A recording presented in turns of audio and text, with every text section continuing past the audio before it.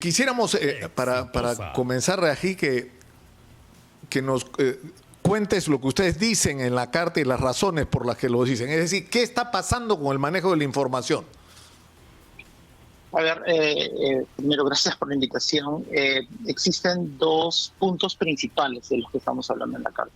El primero tiene que ver un poco más con los indicadores que se han elegido por el gobierno, ¿no? El RT efectivo, la positividad de PCR, la tasa de mortalidad, todos esos indicadores que mencionó el señor presidente Sagasti, se supone que son los que tenemos que utilizar para calcular en qué categoría estamos dentro del semáforo que está implementando, ¿no? Entonces, si estoy en extremo, si estoy en muy mal, si estoy en las diferentes categorías compuestas. Las diferentes categorías en las que me pone es la que indican en general las restricciones que yo tengo, ¿no? Si puedo salir, si no puedo salir, si puedo abrir mi negocio, si no puedo abrir mi negocio, están basados en esos indicadores, pero no hay transparencia de los valores de esos indicadores hoy día o ayer o antes de ayer, y no hay transparencia de la metodología. No se ha publicado, no se ha puesto en ninguna parte de la metodología. Se ha publicado las restricciones, pero no se ha publicado cómo es que... Claro, ¿por qué se ubica cada región donde se le ubica? Exactamente, ¿no? Entonces eso es algo que criticamos un poco ligeramente al comienzo, una crítica constructiva, y conforme ha habido silencio, hemos ido levantando la voz un poco más, en fin, ¿no?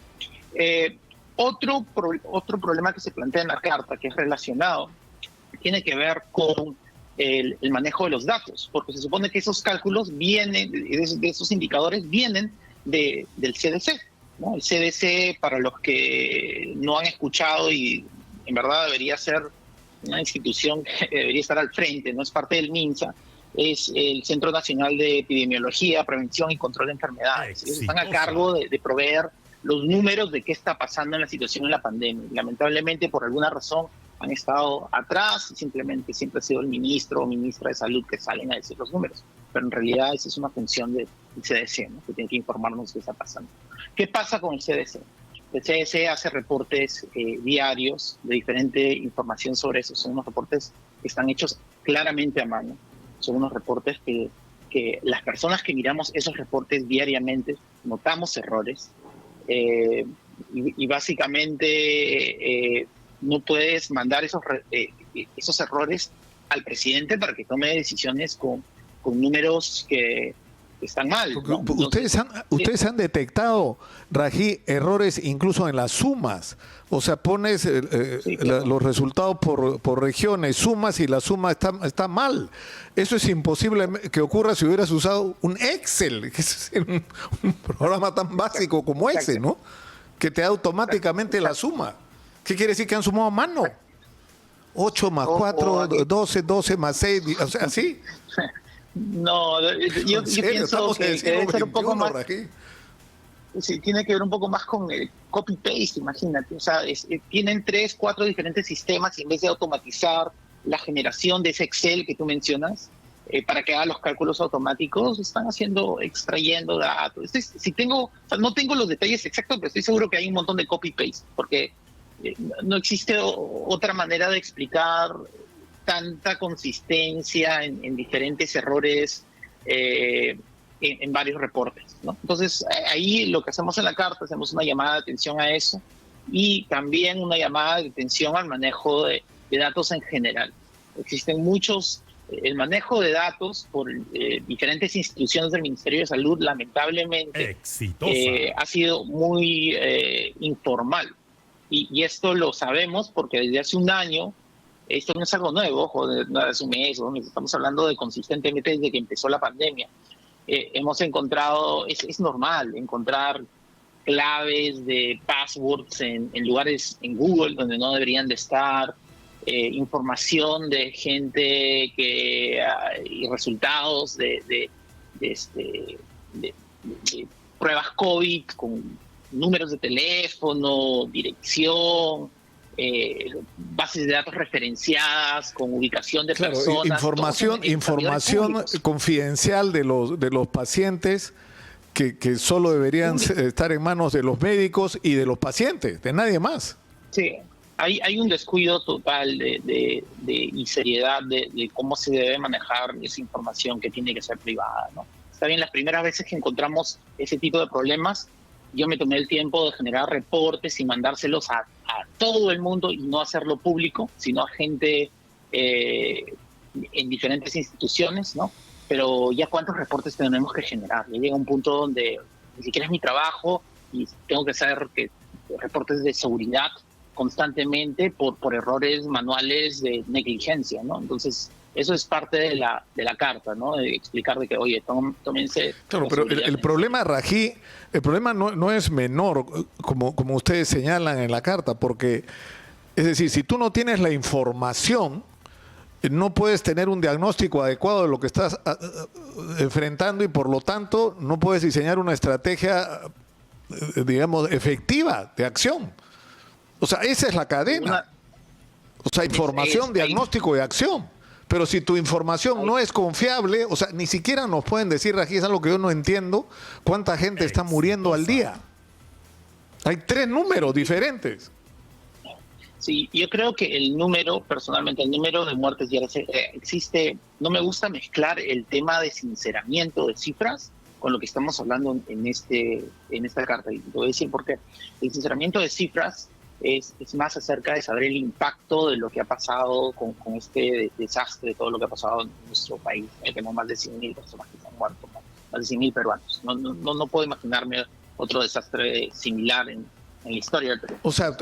O sea, para ti, Rají, yo sé, o sea, no lo mezclemos con el tema pero yo creo que sí es relevante.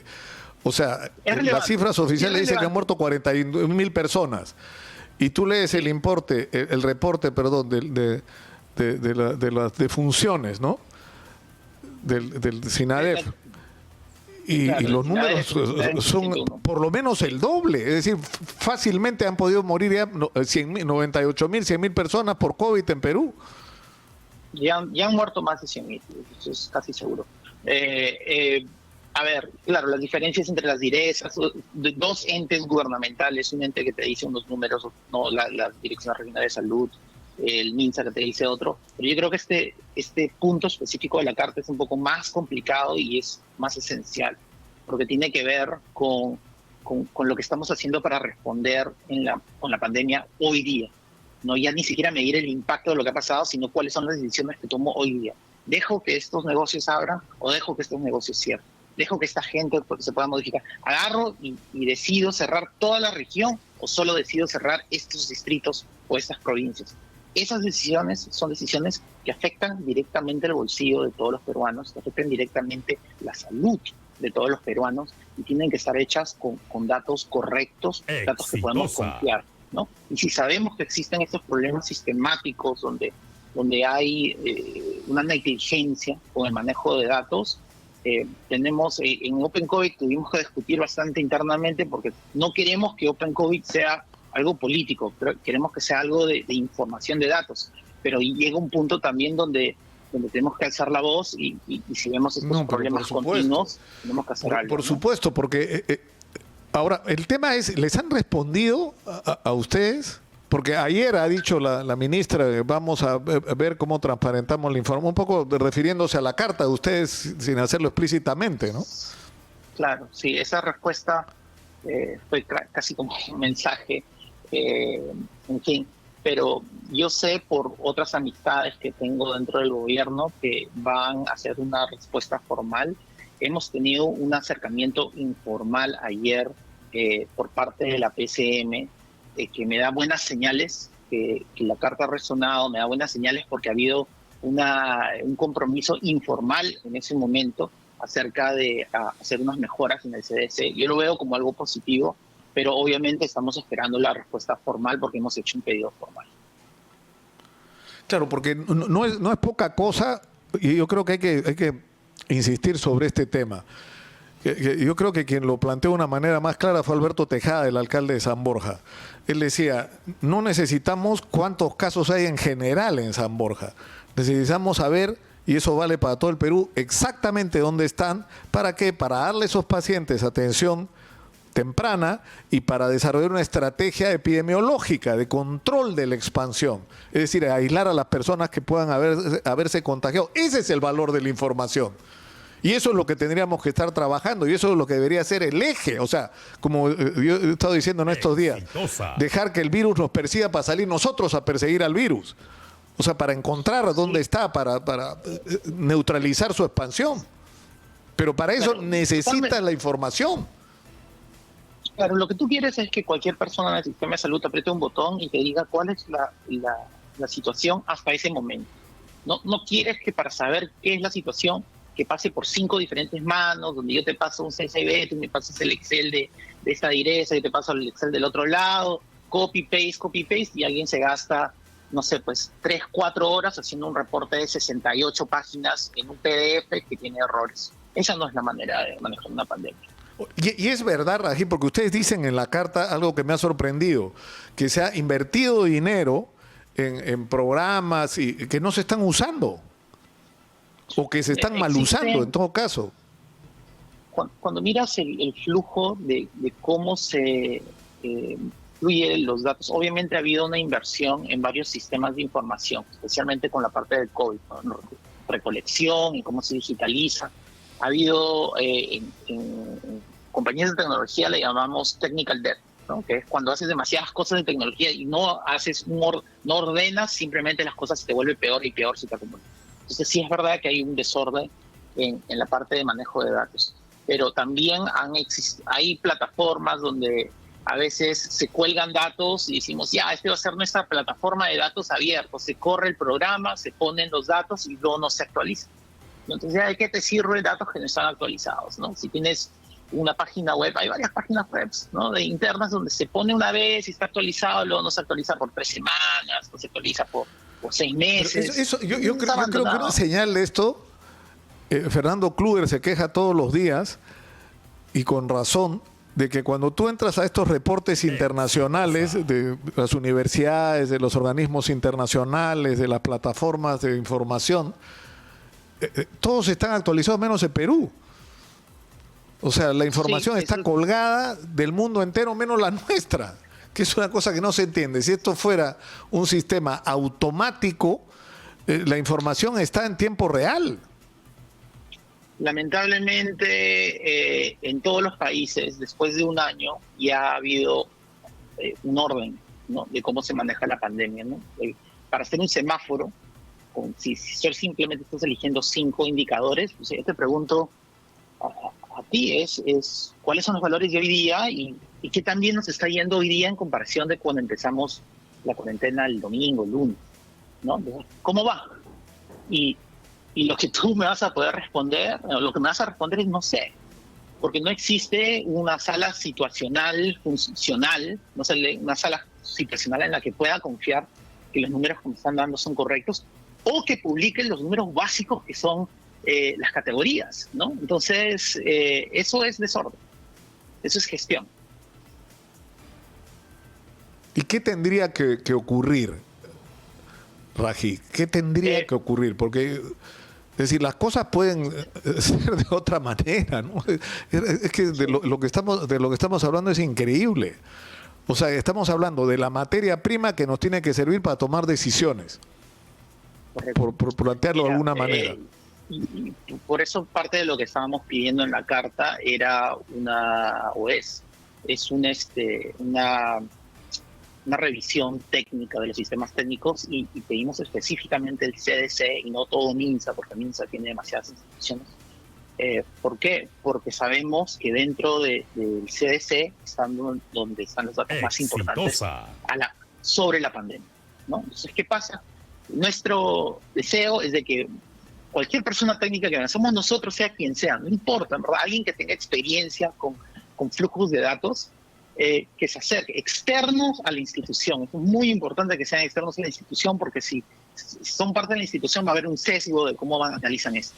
Entonces, alguien externo a la institución que le pidan a quien sea y que vayan y que revisen los flujos de trabajo. ¿Por qué? Porque hay muchas tecnologías que se han desarrollado en los últimos 10, 14 años que estoy seguro hay gente que ni sabe que están ahí. O si saben que está ahí, hay alguna otra intención de no cambiar el sistema que están utilizando por algo. No lo sé, además ¿no? Está atravesado lamentablemente por un sesgo político. Evidentemente, a una persona como Martín Vizcarra no le interesaba reconocer que estaban muriendo el doble de personas de lo que decían las cifras oficiales, porque eso era una señal de que nos iba peor de lo que nos estaba yendo. Y eso ha sido lamentable, o sea, porque más allá digamos, de usarlo como escudo para protegerse de la opinión pública, ha causado un daño en términos de no tener la conciencia completa de la situación real que estamos enfrentando. Porque lo que queremos saber es cuál es la situación real para, insisto, aparte de eso, tomar decisiones. Sí, mira, bastantes de los procesos de generación de esos reportes pueden ser automatizados en corto tiempo. Hay mucha gente que piensa que no es así, ¿no? Y yo odio decir esto, pero o sea, en general, en mi experiencia, yo, ya sabes que he trabajado para Microsoft, para eso, hemos hecho sistemas que se utilizan para el censo de todo el Reino Unido. O sea, he trabajado en proyectos grandes en Estados Unidos y en diferentes partes. Tengo clientes a Google, tengo clientes. Entonces, conozco las tecnologías que existen en código abierto que te permiten reparar, no al 100%, pero parchar estos problemas que existen de manera rápida, en semanas. No es algo que tienes que hacer un proyecto de 6 meses. 6 meses te demoras en reparar todo el sistema o ya hacer la reingeniería, ¿no? Esto para mí es una situación de guerra y es algo que tenemos que tener resuelto ahora, ¿no? Entonces, a mí me parece esencial, por ejemplo, que el gobierno debería de dar indicación de dónde consigues oxígeno, de dónde están las camas UCI, y cuál es el periodo de espera, cuál es la situación actual de lo que está pasando, estoy haciendo suficientes pruebas. Estas son cosas esenciales. Deberías apretar un botón y cualquier funcionario que tenga capacidad de decisión debería tener acceso a eso.